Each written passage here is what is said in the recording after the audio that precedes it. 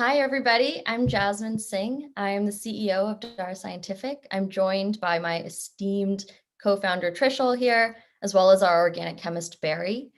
And we are building a replacement for traditional insect repellents. So many years ago, I was visiting South America and got back to New York, where I was a consultant on a startup that Trishul was running. Actually ended up with Zika. I was feeling super unwell. And Trishul and I spoke a little bit and we're like, well, how did this happen? And I know why. It's because I won't spray myself in really harsh chemicals. I tend to avoid it. And that's how we started working on this project. So we say insecticides as a blanket tool, for topical insect repellents as well as large scale solutions. And here we're targeting traditional insect repellents that use primarily DEET and permethrin, which are synthetic chemicals, as their main AI. And there's a few problems with those chemicals. So one, they've been used for a number of years, and so there's growing resistance to their efficacy. Two, the manufacturing and the decomposition of DEET creates greenhouse gas emissions that are harmful. Ecologically speaking, there are a lot of downstream effects, so to say, not only on avian and aquatic life, but mass scale with deer, et cetera. An example of this is, mass spraying of DEET. When we say mass spraying, right, over large swaths of land, can kill off salamander eggs. Salamanders help keep mosquito populations in check, right? So it's like a vicious cycle. And finally, the current natural solutions on the market, you might know citronella, oil of lemon eucalyptus, they're simplistic molecules and they're simply not as effective as DEET. We have a new formulation with no prior commercial exposure. It's sustainable, it's plant-based, and across trials, it is as or more effective than DEET. We're not just focused on mosquitoes, we're right now targeting blood-sucking arthropods at large: mosquitoes, head lice, ticks, bedbugs, fleas. They don't seem to have a lot in common on the surface, but they contribute to a lot of vector-borne diseases, as well as other illnesses in people and pets. We see this as not just a problem in the US, where we're focused, but globally, and we are working with labs in the UK, as well as exploring opportunities in the EU to see partnerships. As I mentioned, this is a plant-based formula with a novel use as an insecticide. So we're working with an IP firm to shore up our first patent, which would be a utility patent. We then plan to refine our formula down to the different insect verticals, creating more patent opportunities. And the unique molecular makeup of our formula and the way that we shelf stabilizes presents an opportunity for an additional process patent. We're not a D2C company. We are focused on B2B2C, so licensing out our formula, licensing and supplying, knowing that acquisition is, a high, possibility. So we've kind of segmented it out into consumers, pets, as well as these kind of industrial use cases. So in the industrial side of things, partnering with NGOs, governments like Brazil, India, as well as our own Department of Defense, who are really, plagued by different vector-borne issues. Pets, mosquitoes carry heartworm, ticks, Lyme disease, of course, and fleas. So knowing that there's opportunities within that market.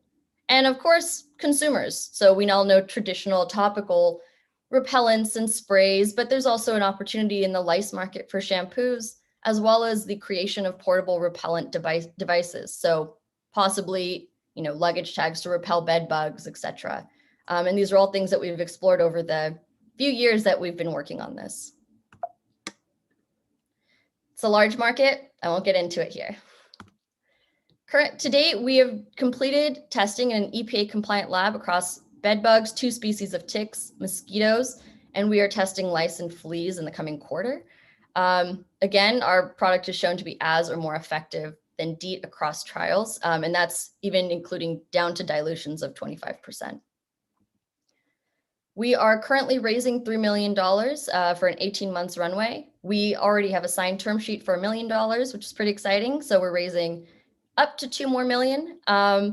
this use of funds goes to our R&D, kind of working with a university lab on mode of action studies, toxicity studies, as well as our EPA labs on. Time is up. I am sorry to have to cut you off, but you Ask got away. Ask all the almost the questions. entire way there. It's incredibly interesting. My son gets bit by a mosquito and it's like someone hit him with a hammer. It's unreal. So it's incredible what you're doing.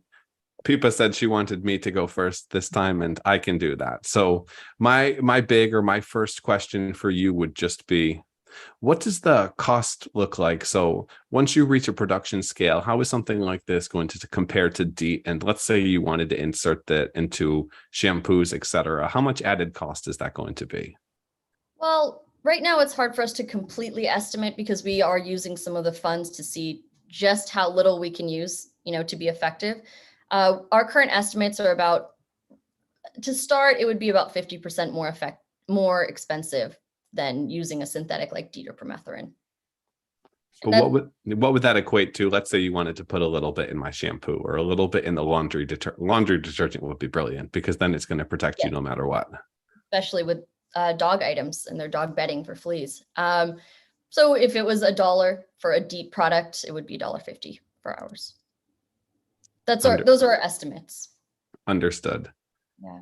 Why are you doing this? Why is this a big deal? Why are you passionate about blood-sucking insects? It is a bit random. My background is in primarily neuroscience and then software product development. But like I mentioned, I have been plagued by mosquitoes my whole life. Yesterday I got 20 bites outside with my dog, like a specific target. And I did get Zika in 2016 and I was super unwell. And, luckily no long-term ramifications for me and not planning to have kids, but just makes you think a little bit. And Trishul, on a larger scale for blood-sucking arthropods, Trishul's family is in hospitality, mine's in real estate, and we've, seen firsthand how damaging bed bugs can be, for instance, right? You dig into the numbers a little bit, you see it disproportionately harms people in low-income housing, and it's so embarrassing. And, he has children and I have a dog, and that's another area that we're focused on, right? Is that I don't like to spray harsh chemicals or give this like once a year pill to my dog to avoid fleas and ticks and stuff. So, just the opportunity to create more natural, effective products, it really spoke to us. And we started this in 2017. Did you go the human route or the canine or the pet route first? Hard to say because we're getting a little bit of interest across realms, but I think we're probably starting off with human topical first. And how soon do you think it's going to be before you are in market? You said B2B to C, so I imagine you're trying to find larger players like a Johnson & Johnson. How long do you have something like this on shelves or for sale? That's a good question. We know that there's larger lead times with these B2B deals. So as we file our patent, which we plan at the end of the year, we would kind of start those discussions. And we've had some of those, like with the Sumitomo or portfolio backers of Johnson & Johnson, but probably about 2 years. Okay. And do you have a licensing strategy? And then I'm going to hand things over to Pippa. We have a pro forma that kind of thinks through what the supply versus license only, revenue model would look like, but no contracts or anything written up just yet. But there are other players in the space that we can learn from. Very cool. Very cool. Pippa, I want to hand things over to you. Hi, thanks. So many questions. I'm also one of those people that gets bitten a lot. So, this is definitely a subject close to my heart. But because of that, I've done a ton of research about repellents before, and we use picaridin, which I thought had fairly low toxicity. And is as effective as DEET. So that was one of my questions is are there really no good insect repellents at the moment? Or, what do you think about picaridin? I wouldn't say that there's no good ones. Picaridin has been used though for, a number of years. Again, this has no commercial exposure on our side, right? So efficacy decreases over time the longer something's exposed.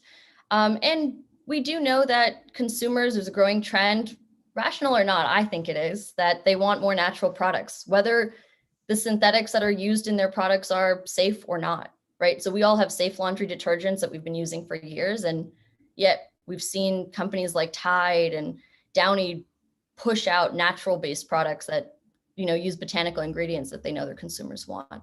So we believe that there is a market. And, most recently, SC Johnson put out a little line called STEM that uses a lot of really known botanical ingredients. And they said they've been working on it for years. And, our team was like, none of these are novel molecules, but it's kind of like they repackage their off botanicals product knowing there is a huge market. People don't want to spray their children and themselves with synthetic chemicals.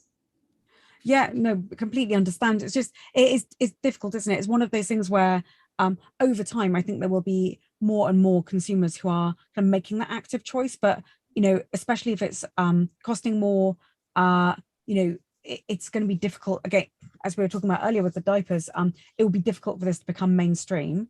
And without it becoming mainstream, it's difficult to have the big impact that you want. So, how do you think about that in terms of the kind of the trade-off between cost and kind of consumer demand and convenience? And or are you saying this is more of a like an industrial type thing anyway, that you'd be using this to spray areas and therefore, the consumer preferences aren't so relevant? No, consumer preferences are always relevant. And there is data to show, especially, over the last few years, millennials, and then of course, even more so Gen Z, they are willing to pay the premium for plant-based products. We see that in every space. Like I mentioned, detergents, household products, natural wines, even dye-free clothing and that stuff like that. There is this trend, right? And they are willing to pay 50, 60% more for some of these products. We do see, with economies of scale, we know that our, costs will go down over time. And that's something that we're really focused on through this fundraise. But yeah, we are focused on consumers, but we know that there are large scale opportunities. We have spoken to someone who was a medical entomologist at the Department of Defense for 50 years. He wrote us a recommendation letter for the National Science Foundation. And he's like, this is a huge compliance issue. A lot of our soldiers don't want to spray themselves with DEET, and then they end up getting sick when they're abroad, or, we just see so many use cases, and we don't have to be the entire solution to the problem, but we know that even being a part of the solution, even if just a part of a forest is sprayed with a Dara formula instead of DEET, we could have a significant impact on, people and aquatic life, as well as the carbon emissions. And tell me about your traction to date. So you're trying to raise, did you say $3 million? Yes, and we've raised 1 million. So we're trying to fill out the rest of the round. It's actually not necessary, but in this economy, we'll take what we can get. So we've spoken to a few multinational companies, like I mentioned, Sumitomo. We've spoken to them a few times, and backers of SC Johnson were quite interested in us about a year ago. And we've held off on a lot of these conversations, just knowing we don't have our patents secured. And a big blocker to getting that patent has been this fundraise. So we're relieved to finally get some traction in that area and start to have more of these conversations. And have you fundraised in the past or benefited from grants or other capital? Oh, it's been completely self-funded by Trishul and myself. So it's been an expensive journey, but yeah, this current fundraise actually allows us to focus on it full time. So it's a relief to my my sleep schedule. Yeah, no, that's great. Absolutely. And it just, I think it might be difficult to raise that full amount. So it's good that you kind of have got going from kind of 0 to 3 million. But it's good that you've got a kind of plan B in place where you can kind of hit some milestones with the $1 million that you've got committed already. Oh, yeah. I think that's really sensible to do. So tell me a little bit about your go-to-market strategy. Like, how are you planning to build those relationships that you need? Yeah, I think that is a part of our plan, and knowing that we will utilize our own network as well as, our investors' network of people who do have these relationships, at different companies, as well as our team, right? So our entomologist, he's kind of a big deal in the vector-borne disease space, which sounds hilarious, but he is. And he has a lot of these relationships through his time at the EPA, where he was on a committee for this through all of his work studying these different natural products and unnatural products. So we plan to just use some of our network, start some conversations. We know that there's interest again, and we've had a few of these conversations, but yeah, we've held off until probably the end of the year. Mm-hmm. And how about your team? You said it's yourself and your co-founder. Sorry, Matt, are we out of time? I want to hand things over. Last question here, and then I would hand things over to Fabiana. I didn't realize she was in Thailand, and it's like forever late over there, and I want to make sure she has a chance as well to present. Oh, just a quick question. Just a quick question about team then. So you have yourself and your co-founder. What areas do you think you need to build out the team in next? Sure, and then we have Barry, who's on the call, who's our organic chemist, who's a rock star, and then we have our entomologist Rajiv. So we're probably, hiring out a junior chemist to kind of help with some of the formulation work. And, we lean on our labs quite a bit for guidance, especially methodology and kind of thinking through things, especially the lab in the UK we're very excited about because they work with, the, College of Natural, what's it called? Of Personal Hygiene. College of Personal Hygiene. And that's an area of interest for us. And we know they have so much experience. So we just kind of, we operate lean. We've operated lean for, 5 years and continue to do so. Great. Well, good luck. Thank you, Pippa. Thank you, Matt.